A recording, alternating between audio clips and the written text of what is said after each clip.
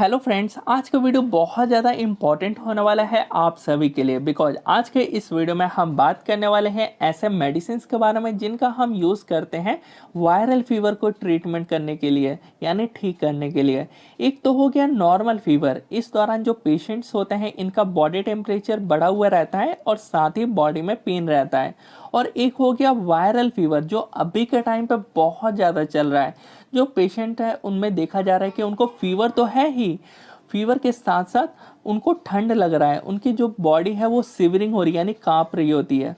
तो ये सिम्टम्स बहुत ज़्यादा देखा जा रहा है और इसके अलावा उनको जुकाम भी है। तो उसी के लिए हम बात करेंगे कि कौन कौन सा मेडिसिन उन पेशेंट को दिया जाए जिनको वायरल फीवर हुआ है। अदरवाइज क्या होगा कि ऐसे सिम्टम्स अगर रहे तो बाद में चल के टाइफाइड और निमोनिया हो सकता है उन पेशेंट्स में। तो आपको क्या क्या जानने को मिलेगा, आपको ये जानने को मिलेगा इस वीडियो के अंदर कि ऐसे मेडिसिन जो वायरल फीवर में दी जाती है और नॉर्मल फीवर में कौन सी मेडिसिन दी जाती है, और साथ ही फीवर होता क्यों है।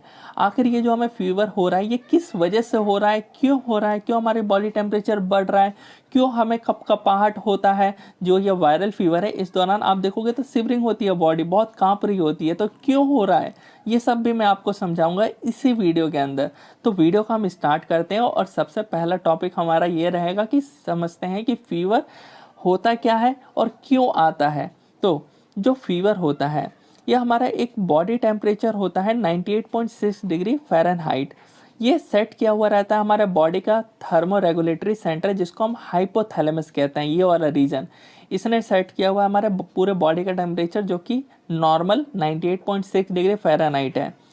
अब जब इस ये टेम्परेचर से इंक्रीज होगा, 99 या 100 पहुंचेगा या 100 से प्लस जाएगा, तो उसको हम हायर टेम्परेचर बोलते हैं और उसी को फीवर कहते हैं। अब ये क्यों हुआ, क्यों इसने जो है वो टेम्परेचर को बढ़ाया बॉडी के, ये तब होता है जब बाहर से बैक्टीरिया, फंजाई, प्रोटोजुआ, ये सब हमारे बॉडी के अंदर आते हैं।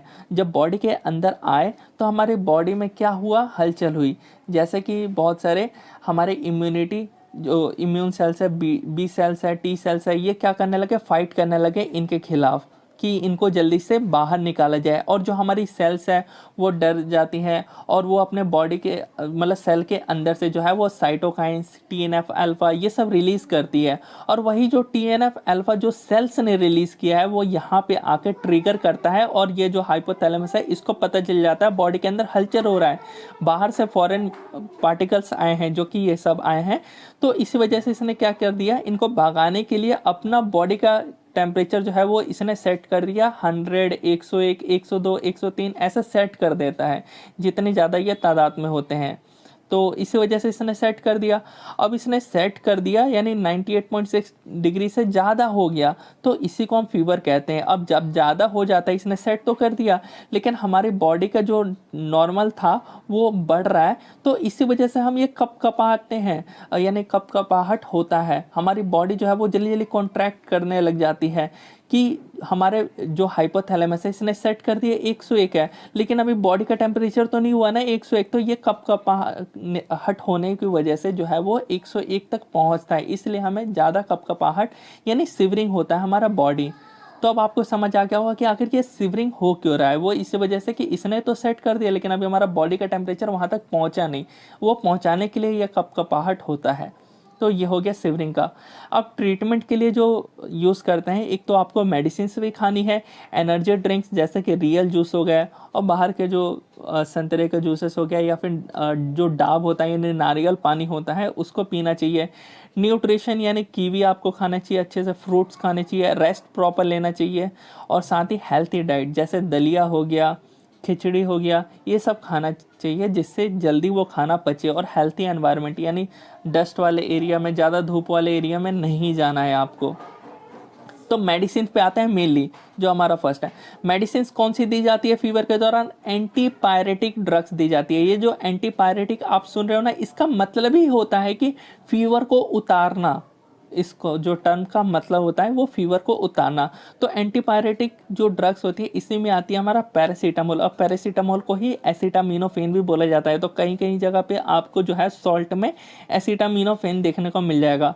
और जो दूसरी होती है वो NSAID, non steroidal anti inflammatory drug, इनका हम यूज़ करते हैं बुखार को उतारने के लिए। और नसेट्स और पैरासीटामोल बुखार तो उतारती है, लेकिन इनका जो है पेन में भी काम रहता है कि दर्द को भी ठीक कर देते हैं। आते हैं एकदम सिंपल मेडिसिन फॉर फीवर। अगर किसी भी पेशेंट को फीवर है और फीवर के साथ उसके शरीर में दर्द है, तो आपको जो है जीरोडॉल पी या जीरोडॉल SP में, अगर जीरोडॉल पी तब देना है जब बॉडी में कम पेन हो रखा हो, नॉर्मल पेन हो रखा हो, बॉडी में ज़्यादा पेन हो रखा हो, बहुत ज़्यादा हो रखा हो, तब जीरोडॉल SP दिया जाता है। तो ये हो गया, आपको समझ आ गया, इन दो में से कोई एक देना है, इसलिए स्लैश मार रखा है।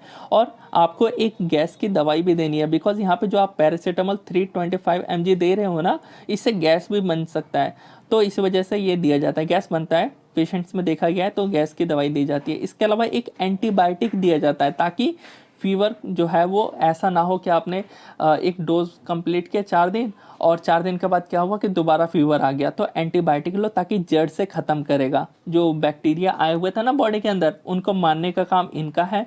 पैरासीटामोल का काम क्या है मैंने आपको समझा दिया। जो हमारा हाइपोथैलेमस है उसके द्वारा जो है प्रोस्टाग्लैंडिन्स ये सब रिलीज हुए हैं, TNF अल्फा जो गया है वो ना जाए और ना हाइपोथैलेमस को छेड़े, जिसकी वजह से जो है हाइपोथैलेमस हमारा जो बढ़ा हुआ टेम्परेचर था वो नॉर्मल कर दे, जैसे ये वाला इसी के पास ट्रिगर करने की वजह से ही तो होगा। ये जब बोलेगा कम हो जाए तो कम हो जाएगा, तो वो हमारा ये पैरासीटामोल उसी वहीं पे काम करेगा, हमारे बॉडी में काम किया और वहाँ पे जाकर के हाइपोथैलेमस ने सेट कर दिया कि अब नॉर्मल हो जाए। नेक्स्ट आते हैं medicine for fever with chills. अगर किसी को फीवर है, फीवर के साथ समझ लो बॉडी पेन है और जो है चिल यानी ठंड लग रहा है उसको, तो ठंड जब भी लगेगा ना तो डेक्सोना आ जाएगा। वही सारी दवाइयाँ हैं, बॉडी में पेन है, बुखार है तो जीरोडॉल पी और SP, ज़्यादा पेन है तो SP, कम पेन है तो पी, और उसके साथ गैस की दवाई यानी पेंटो 40। अगर आपको ये महंगी लग रही है तो कोई भी सस्ता आप ले सकते हो, आप बता सकते हो पेंटोप्राजोल का कोई सस्ता वाला दे दो दवाई। उसके अलावा डेक्सोना जब भी ठंड लगे, समझ लो कि डेक्सोना खाना ही है, सिवरिंग हो रहा होता, और बाकी एक एंटीबायोटिक ले लो। तो ये जितने भी आइटम्स बता रहा हूँ ना, ये सभी के सभी पेटेंट आइटम है। अब आता है नेक्स्ट जो कि है medicine for fever with cold. अगर किसी को बुखार है और साथ ही उसको जो है कोल्ड है यानी जुखाम है, उस टाइम पे आप सिनारेस्ट या विकोरिल में से कोई भी एक ले सकते हो। विकोरिल 10 है और सिनारेस्ट है जो कि प्लेन में है। तो ये लेने की वजह से जो है आपका जुखाम है और बुखार है वो तो उतरेगा ही, बिकॉज इसके अंदर पैरासीटामोल भी मिल जाएगा और फेनाइल एफनेफ्रिन और क्लोरफेनिरामिन मिल जाएगा, जो कि आपको जो है कोल्ड हुआ पड़ा है, जुकाम हुआ पड़ा है, वो हटाने का काम करेगा। इसके अलावा गैस की दवाई लोगे और साथ ही एक लीवोफ्लॉक्स, अगर जुकाम है उस दौरान ये बहुत अच्छा काम करता है। लीवोफ्लॉक्स 500 यानी लीवोफ्लॉक्सासिन, इसके अंदर सॉल्ट है जो कि एंटीबायोटिक है। नेक्स्ट हम बात करने वाले हैं ऐसा पेशेंट जिसको बुखार है, उसको ठंड भी लग रहा है और उसको कपकपाहट यानी सिवरिंग हो रही है उसकी बॉडी। उस टाइम पे जो है आपको सिनारेस्ट और विकोरिल तो लेना ही है, बट यहाँ पे जो कपकपाहट हो रहा है उसको दूर करने के लिए डेक्सोना लेना पड़ेगा। उसके अलावा पेन 40 और लीवोफ्लॉक्स 500 ले सकते हो। आपको समझ आ गया लीवोफ्लॉक्स 500 कब लेना है? जुखाम जब तक ना हो तब तक नहीं लेना है, जुखाम हो तो लेना है। तो आई होप आपको अच्छे से सब कुछ समझ आ गया होगा। यहाँ पे हमारा होता है वीडियो कंप्लीट, और अपने दोस्तों के साथ जरूर शेयर करिएगा अगर आपको ये वीडियो अच्छा लगे तो।